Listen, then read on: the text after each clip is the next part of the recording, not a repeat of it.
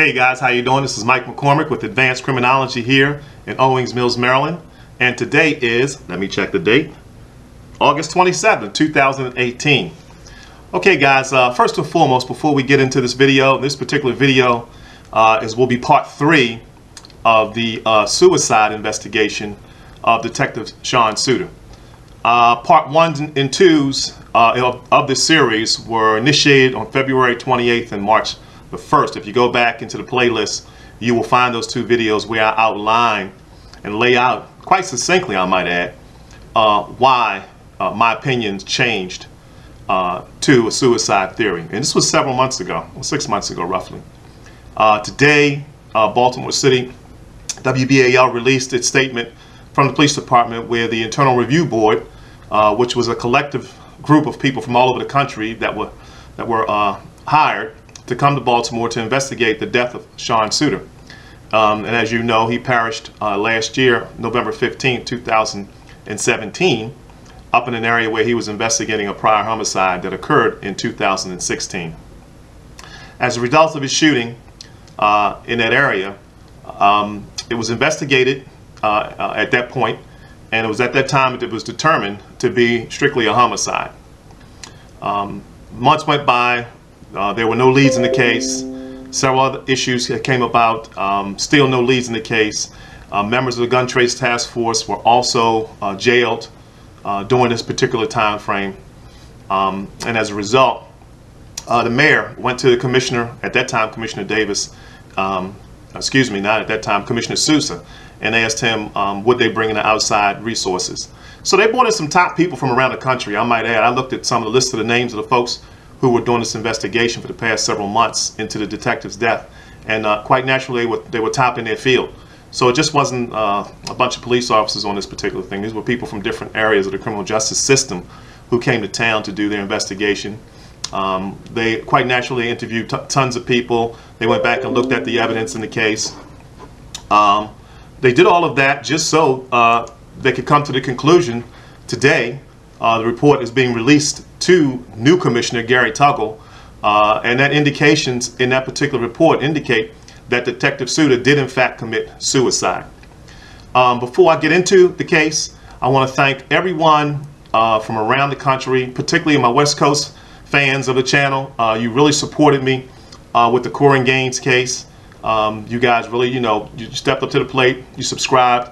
You gave me a lot. I think I had well over 700 comments. I don't know whether I got to all of them, but I know I tried this past week, and I worked early into the wee hours to get back to some of you guys who had responded. And that's why I like this channel, because I like to get back to you personally. So anytime you get a comment, it's not coming from anybody else, it's coming from me. So I just wanted to share that with you. So let's go back and take a look at. I have it written down here. Let's go back and take a look at a couple of things here. We know that Detective Suiter was scheduled to testify the day before he was murdered, and in fact he was scheduled to testify in a case where the federal prosecutor said basically his testimony was not needed. They had enough already on particular Sergeant Jenkins to find him guilty, or at least indict him on the crimes charged. So he wasn't needed, and as a result, even after Detective Suiter died, the sergeant received 25-year sentence with the federal authority. So that told you right there that in essence they had enough information. Moving on. Now, which is interesting, the state medical examiner here in Baltimore has discussed with the media outlets that they in fact will reverse their ruling in terms of the what was the manner of death for the detective. Since it's been ruled a homicide, it certainly can be ruled a suicide. And so, it's quite interesting that they alluded to the fact that they wouldn't make that change to preserve the truth of the whole case.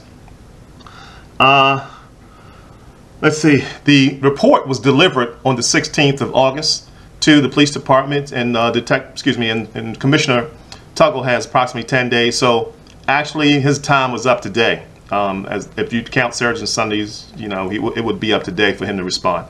So I look forward for official response from the Police Commissioner of Baltimore on this particular IRB report conclusion, probably next week sometime, or maybe at the end of this week. More than likely, the commissioner will go along with what the findings were of the IRB, and it goes a step further, because even though the medical examining office has made that decision that they would change it, but it's also based upon them looking also at the same investigation that the IRB did. So even though the conclusion from the IRB was that the detective committed suicide, it still might take a few weeks for the ME's office to review their documentation to see where, in fact, what information that they did not have at the beginning of the case to make the ruling of strictly a homicide as opposed to a suicide.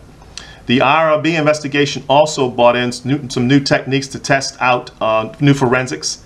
And that forensics probably would have been on the weapon, the bullet fragment found, the detective's body at that particular time, to go back and look at what was done there. Detective's clothing, which was still in evidence at this point, which could easily be, gotten from evidence control section and then reanalyzed with new and innovative techniques to find out certain evidence. So they pulled out all the stops, as far as I know, on this particular investigation. Let's see. Now remember that Detective Suter's partner, Detective Bomenka, has been like the silent person in this whole case. Now, the IRB investigation said they went back and also talked with a couple of other witnesses. So I don't know whether they have not named those witnesses, so we really don't know. It's only speculative at this point as to what witnesses they talked to. And they also made a statement they had went back and talked to people who had given original or initial statements to the detectives initially investigating the officer's death. So I'm sure they gleaned some information from that, which helped them to come to a determination. Again, I can't speak enough of the board in terms of their credentials in this particular investigation. So once that report is released, once the commissioner signs off on it, and once the ME's office makes the change, well, let's face it, it'll be that the detective in fact committed suicide. Now, I'm going to direct your attention, because I'm 2 for 2 on this particular with this particular police department. If you follow advanced criminology, you go back and look at these videos, you'll go back and you'll see where I predicted that Commissioner Davis would be fired a week prior to his filing. If you look at this particular case here, I discussed the suicide theory in full extent back in February of this year and March. And here we are today, several months later, and the conclusion is that the detective committed suicide. So I'm 2 for 2. The reason I'm 2 for 2 is because I do my homework. I look at more than what the average person would look at. I talk to a lot of people. I hone in on my academics to help me make a lot of decisions, and my experience on the police department for many years to come to a theory that I thought was a plausible theory back in February and March. That's why you want to follow this channel, because a lot of stuff I give you, I'm giving it to you that you wouldn't get anyplace else. The news media outlets aren't going to give you the kind of stuff I give you. So, I appreciate you guys following. I appreciate you guys subscribing. I want you to tell your friends. I want you to share particularly these videos that deal with the officer's suicide. Share them with your friends and share them on all your social media outlets. I'm not going to say much more right now. I'm going to wait to the final analysis of this particular case, and I also want to look at the report, because the report is not released yet to the general public. Now, when I get the report, I'll be able to do in part 4. This is part 3 of the suicide theory. Part 4 will be just basically the conclusion, and I'll go back and review the documents submitted by the IRB folks and look at how they looked at the case and see what things were identical that I looked at. Because remember now, I gave you a lot of stuff in both of those videos. So what I'm going to do is I'm going to go back to my videos, and then I'm going to look at the IRB report and look at what they saw that I saw, and then go from there. Look, guys, I appreciate your support. My name is Mike McCormick. I'm with Advanced Criminology here in Owings Mills. Thank you.